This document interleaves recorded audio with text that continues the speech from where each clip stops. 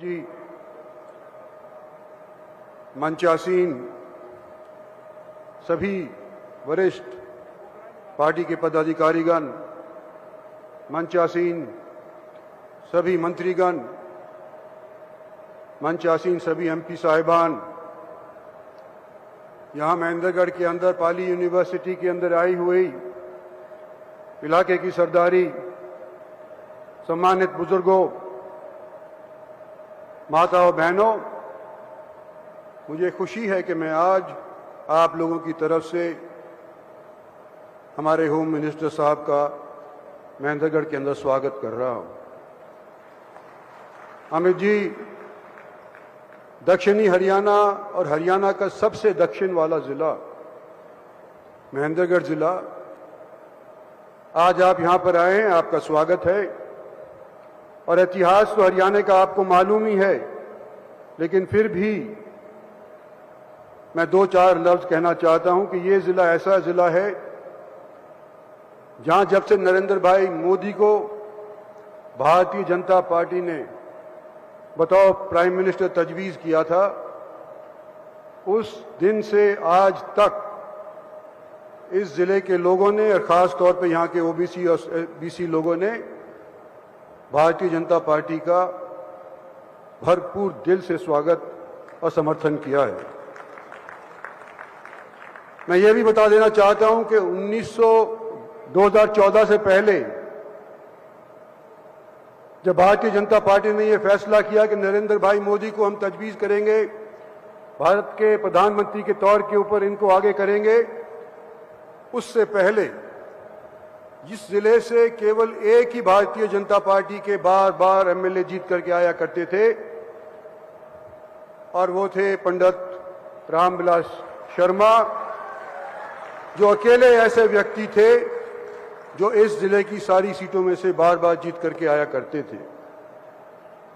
लेकिन जैसे ही 14 का चुनाव लोकसभा का संपन्न हुआ और उसके तुरंत बाद जब हरियाणा का चुनाव हुआ, इस जिले ने सारी की सारी सीट भारतीय जनता पार्टी की झोली के अंदर डाल दी 2014 के अंदर। और पहली मर्तबा हरियाणा के अंदर भारतीय जनता पार्टी अपने खुद के बलबूते के ऊपर सत्तासीन हुई।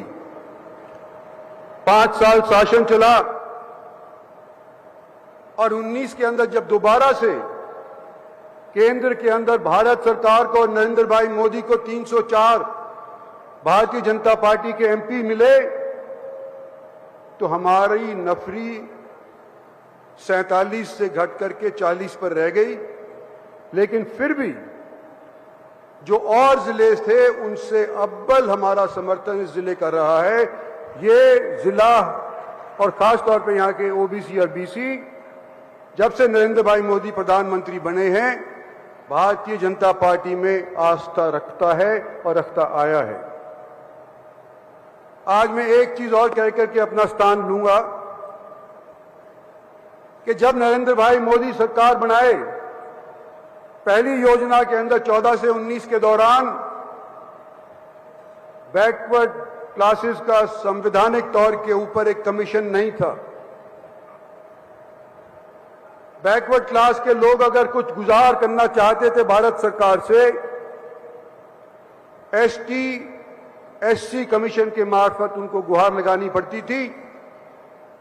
और जो उस टाइम के अंदर 14 से पहले ओबीसी का दर्जा था, नॉन कॉन्स्टिट्यूशनल होने के बाद वजह से पूरा महत्व उसको नहीं मिलता था।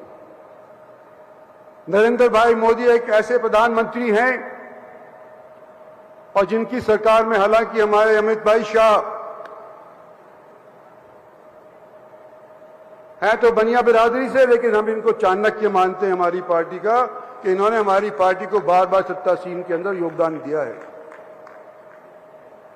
साथियों, ये बैकवर्ड क्लासेस कमीशन का संवैधानिक दर्जा हमारी पार्टी के वजह से बैकवर्ड क्लासेस को सारे देश भर के अंदर मिला है। हरियाणा के अंदर थोड़ा अंतर रहा।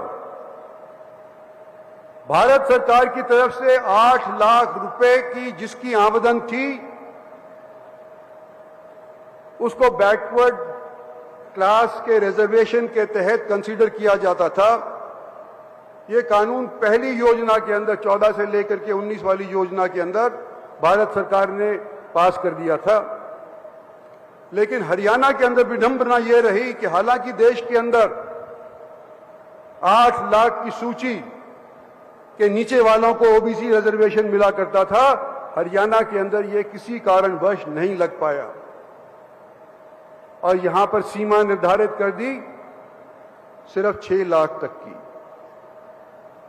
पिछले दिनों के अंदर हम चर्चाएं सुन रहे हैं और शायद ये आज के दिन हम सब उम्मीद भी कर रहे हैं कि हरियाणा को भी केंद्र सरकार की तर्ज के ऊपर बराबर का हिस्सा ओबीसी की रिजर्वेशन के अंदर मिले, 6 से बढ़ा करके इसको 8 लाख कर दिया जाए। इसी उम्मीद में मैं समझता हूं कि यहां पर इतने भारी तादाद के अंदर लोग आपके समर्थन और सहयोग के लिए आए हैं। मैं ज्यादा नहीं बोलना चाहता, सब हम आपकी बात सुनना चाहते हैं। आपका बार बार यहां पर स्वागत है। धन्यवाद और जय हिंद।